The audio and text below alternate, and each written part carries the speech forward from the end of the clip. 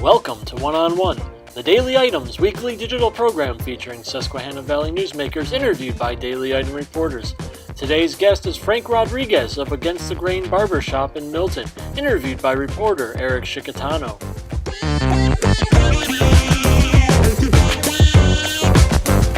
You've heard of Sunday Fun Day? Well, Sunbury Motors Hyundai thinks you should have a fun day every day. If you want to have a fun day, you have to drive a Hyundai. From Sunbury Motors Hyundai. Sunbury Motors Hyundai has 17 2017 new Hyundais that must go before July. Sunbury Motors Hyundai has 6 2017 Hyundai Elantra Limiteds with savings over $6,000. $6,000 off an Elantra Limited is huge. Sunbury Motors Hyundai has 2017 Hyundai Sonatas with savings up to $6,144, starting at $18,666. Every Hyundai comes with America's best warranty, 10 years, 100,000-mile powertrain warranty, and Hyundai Assurance. If an SUV is more on your mind, 2017 Santa Fe Sports start at $22,576, with savings on Santa Fe's now up to $51,999. If you're looking for a new vehicle with huge discounts and a fun day every day, now is the time to visit Sunbury Motors Hyundai in the North 4th Street Auto Plaza, Sunbury. Welcome to One-on-One, the Daily Items weekly digital program. I'm Eric Scicchitano, and our guest today is Frank Rodriguez, owner of Against the Grain Barbershop in Milton and founder of Morals Over Money. Frank, thanks for being with us today. Yeah, no problem. Thank you for having me. So, what is Morals Over Money, and when did it begin? Morals Over Money is an idea or concept that I came up with in 2016. I had just started getting my life on track and realizing that a lot of times I had got so caught up in making money and doing stuff like that I would compromise my morals. And so I decided, well, maybe it's time to reverse things a little bit, and decided to put my morals before anything else. And, it's worked out well for me. You allowed us to come with your group to Kensington recently, and we featured you in a story. It's seen as ground zero for so many people when it comes to the addiction crisis here in the state. You guys gave away free haircuts, free food, but when we were down talking that day, you told me the most important thing was the interaction, the conversation. Why is that? For me, I feel like so many of them, myself included, when I was struggling with addiction and stuff, that I felt like I was completely overlooked, and especially with the people in that neighborhood. Everybody that is there, first of all, isn't struggling with addiction. There's people there that's struggling with mental illness, just being homeless. And they're looked as nuisances or pests. And, they get talked down to a lot in the neighborhood. So just to let them know, that we see them, and a lot of us have been in their shoes, So for me, it's just a simple conversation, I think, that they can appreciate. And it humanizes the situation, right? Yeah, absolutely it does. Just to let them know, we don't look down on you, you're not a pest to us. And just for that day, for those couple hours that we're there with them, just to let them know that they're cared about and, we're there with them. I was really impressed with how everyone was just so casual about the interaction. Nobody was really sermonizing to these people or being forceful. It was very casual and very respectful. I think it allowed for an air of dignity about it. Yeah, absolutely. I know, for myself, I always look at it like, when we get there, we don't really have to preach to them or tell them this or tell them that. Our actions will show. You know what I mean? Whatever we're doing, our actions will show. I always think of it like with my kids also. They don't want to hear me preach a sermon. They want to see me live a sermon. So when we go down there and they see the type of stuff we do and the interactions we have and the compassion that we have for them, I think that speaks louder than anything we could say verbally. We could sit here and talk for hours about all the negativity that we see and witness down there in just the few hours that we were there. But you saw some familiar faces there who kind of are turning things around.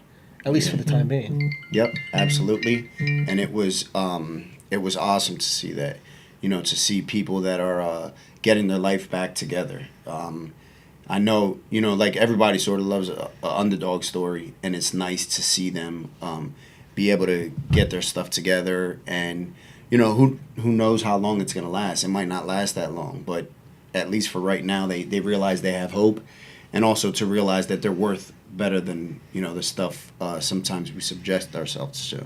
And of course, you're a barber by trade. The haircut and the beard trim, the haircut for women too. I mean, you're cutting women's hair down there as well. Yeah.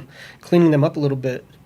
You could just in just a moment. They allow themselves to smile. They allow themselves to feel good about themselves. At least that's what I witnessed. Yeah, absolutely. A lot of them down there are in relationships too. They're codependent and have their boyfriend or their husband or their significant other with them. And I think for them to, especially for the ladies, it's a big deal.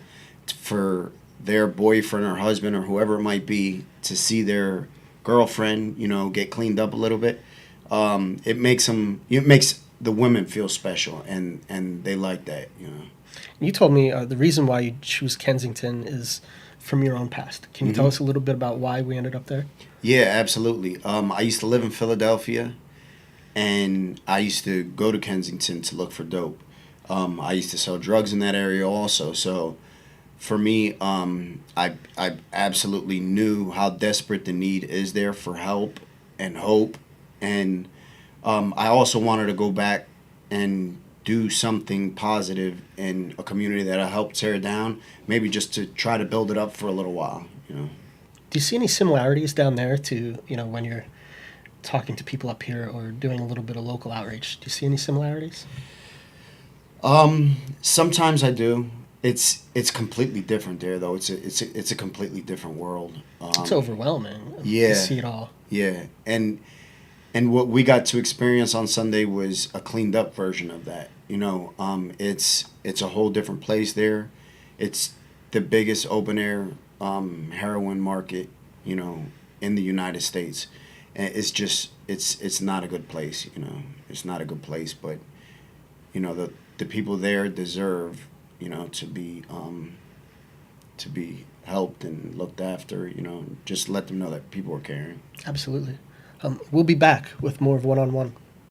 You've heard of Sunday Fun Day? Well, Sunbury Motors Hyundai thinks you should have a fun day every day. If you want to have a fun day, you have to drive a Hyundai. From Sunbury Motors Hyundai. Sunbury Motors Hyundai has 17 2017 new Hyundais that must go before July. Sunbury Motors Hyundai has 6 2017 Hyundai Elantra Limiteds with savings over $6,000. $6,000 off an Elantra Limited is huge. Sunbury Motors Hyundai has 2017 Hyundai Sonatas with savings up to $6,144, starting at $18,666. Every Hyundai comes with America's best warranty, 10 years, 100,000-mile powertrain warranty, and Hyundai Assurance. If an SUV is more on your mind, 2017 Santa Fe Sports start at $22,576, with savings on Santa Fe's now up to $51,999. If you're looking for a new vehicle with huge discounts and a fun day every day, now is the time to visit Sunbury Motors Hyundai in the North 4th Street Auto Plaza, Sunbury.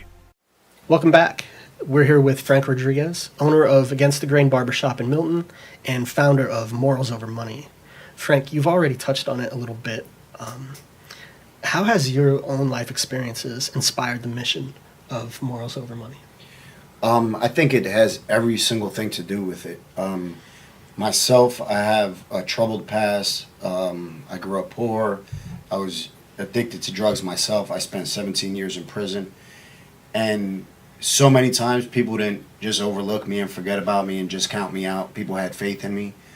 And that is what makes me want to go. And, everybody I believe deserves a second chance. And some of us, third and fourth chances. And just to let people know that there's hope and to share my story a lot with them and to let them know, look, not too long ago I was in your same exact situation. And in 2.5 short years, I've been able to do some good things, thanks to God. I think you have, and you say about sharing your story. You do it often. You're teamed up with Brian Carey of DJ Choices, and you're telling your story at high schools around the state, correct?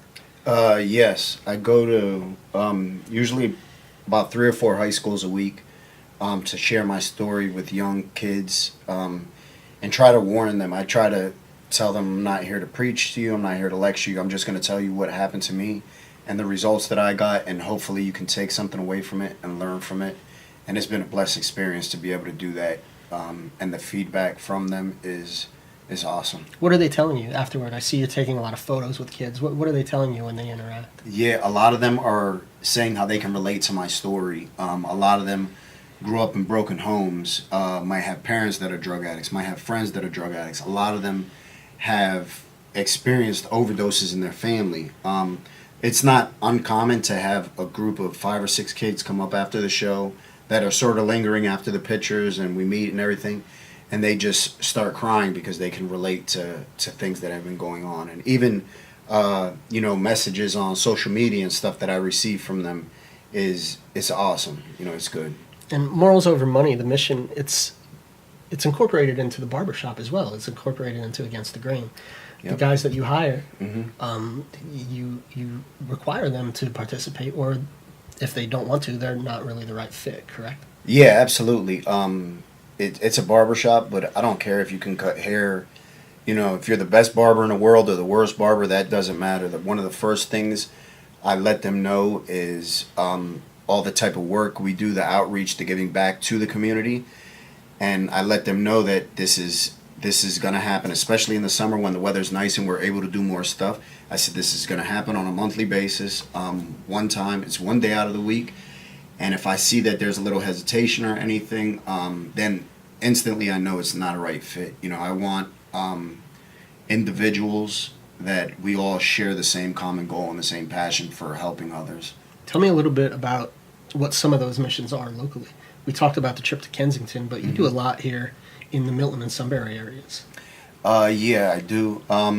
For instance, Christmas, we had Christmas presents for the communities. We fed them. We had a whole bunch of stuff going on in the barbershop for the kids. We also, last year, we rented out the Milton pool and the Sunbury pool, had big picnics, kickball tournaments. In Sunbury, we gave out school supplies to the kids. We've done that last year. We're going to do it again this year. We did back to school haircuts for kids who their parents might not be able to afford it, and whatever it might be. For me, it's extremely important to give back. Has there been a moment in doing all this community outreach that it really struck you like this? Wow, this is why we do it. This is what makes this important. Yeah, I think every time we do something, there's one of those moments that I have. It's when you get a young kid. About 2 weeks ago, I had a young kid come into the barbershop, and he asked me, he said, "Could I speak to you?" I said, "Yeah." So I tried to speak to him. He said, "No, could we speak in private?" So we stepped out front of the barbershop, and this was a young man, about 17 years old. He broke down and started crying. And he's like, "Thank you for everything that you guys do for the community. You always make us feel welcome." The young guys come in the shop, and they'll just hang out. They'll play video games and stuff. And he's like, "You don't never run us out of here. It's just a good thing." And they have individuals to look up to, but most importantly, individuals that look like them and come from the same background as them to look up to. So what's next? Up next is we're going to be renting out the Milton community pool.